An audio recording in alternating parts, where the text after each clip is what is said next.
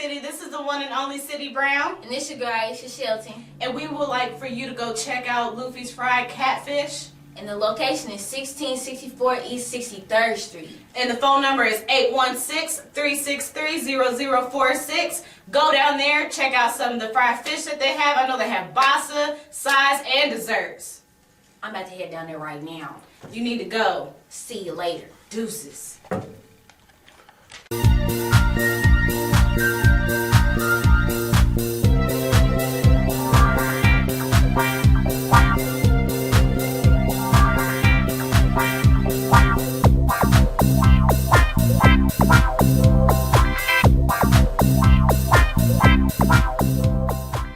What's up, Kansas City? This is your host, Rosina Jiwani, and I have the pleasure today of having to speak with Mr. Derron Black, who has received national media attention in the last week for an event that occurred on Tuesday, March 19th. Thank you, Mr. Black, for joining us today at What's Up, Kansas City. Now, as most of our viewers are aware of an incident that occurred during Mayor Sly James's State of the City address, Mr. Black here had some words to say. Would you like to give us a recap of what happened that day? I walked into the gym theater, was interested in listening to what the mayor had to say. The room got quite stuffy after the BS started to stink it up a little bit, and I decided to air it out. That's what happened. Fair enough. Now, when you say BS, what was it that you call BS? That he could highlight all the things that he has done in the city, but he could just easily look over the things that he hasn't done in the city. Now, one of the things that you mentioned in some of your statements to the press after the fact was that you felt that he was pretty much, quote-unquote, oblivious to what was going on and was really indifferent, maybe unaware, or maybe it wasn't part of the agenda, just a difficult task it could be. But the problems east of Troost or the problems affecting greater Kansas City. So what problems are you talking about that maybe some of our viewers may not be aware of? The lack of attention, and I don't think it's necessarily that he's oblivious to the things that are going on. It's that that's not his primary concern or his primary focus. If you look at the housing condition in the city, if you look at the jobless, the unemployment for particular demographics in the city, and the education situation with the school closing, all those things are issues that need more attention, other than just in sports investments. Sports investments, that's fair enough. Now, why did you feel that was your only avenue to speak out in such, a highly tense situation, very publicly? Why did you feel that was your only way of expressing your frustration? I didn't think that it was my only way, but I thought that for the circumstance, it was the most appropriate way. The gym theater sits right next door to the Lincoln Building. The Lincoln Building holds the Section 3 small business incubator within that building. Funding has just been eliminated for that Section 3 small business incubator, which means that the tenants in that building, their rents will be raised because the funding for that program will be taken away, which will cause the BEU building to raise rents for everyone in that building, which basically just moves them out because they can't afford the rents. Fair enough. So this, do you feel like it's just one of many issues that have been neglected? Absolutely. Absolutely. Now, you did run for office a couple years back, and you ran for state representative. And you have declared your intentions recently to run for mayor of Kansas City for 2015. How do you feel you can bring something different to the table and tackle these issues that are maybe not being addressed? Because I like to connect to the people. That's my whole thing about being an elected official, is that you work for the people. So you have to have a connection to the people. You can't take a position where you're disseminating to the people what you think is best for them. No, you have to actually set up forums and set up dialogues where you are in a position where you're directly taking your orders from the people. From the people, okay.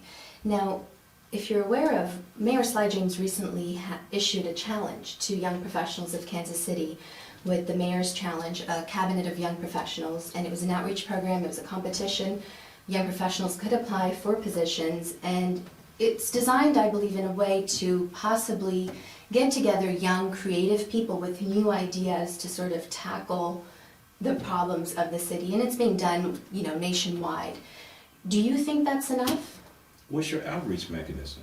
You know, you can say that you have these programs and you're implementing these different programs, but how do you get that to the people who are the bright ones, the intelligent ones?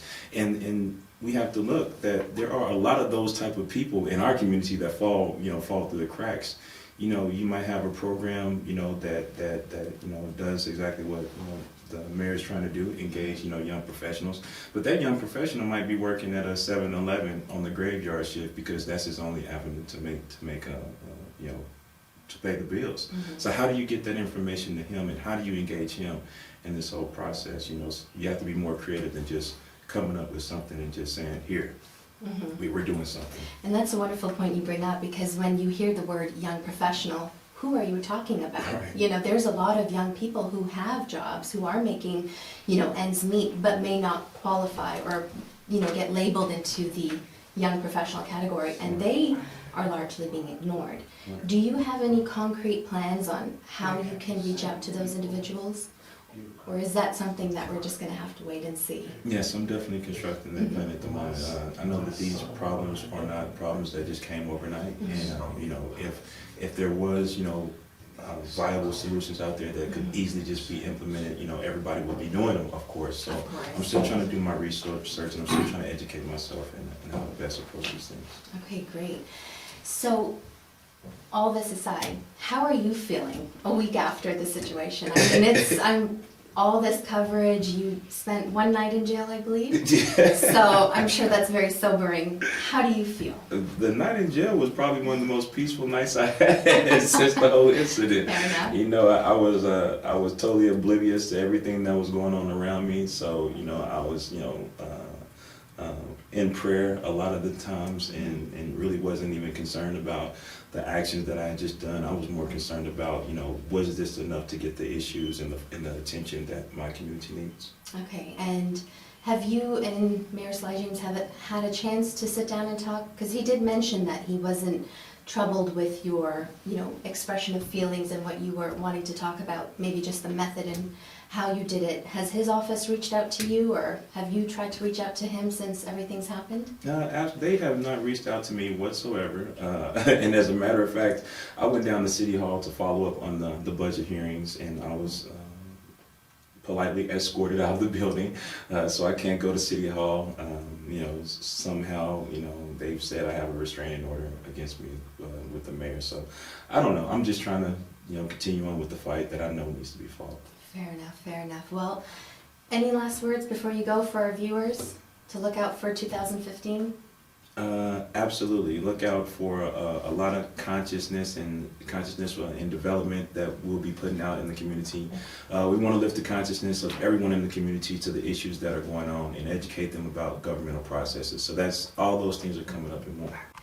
I just want to thank Mr. Derron Black for joining us today, and thank you, Kansas City, for joining us today. We look forward to your campaign in 2015 and look forward to talking to you soon. And I want to thank you guys for checking out our website, and make sure you do at whatsupkansascity.net. Check out these videos. We've got many, many more, and many more coming to you. This is your host, Rosina Jiwani, signing off. Have a wonderful day.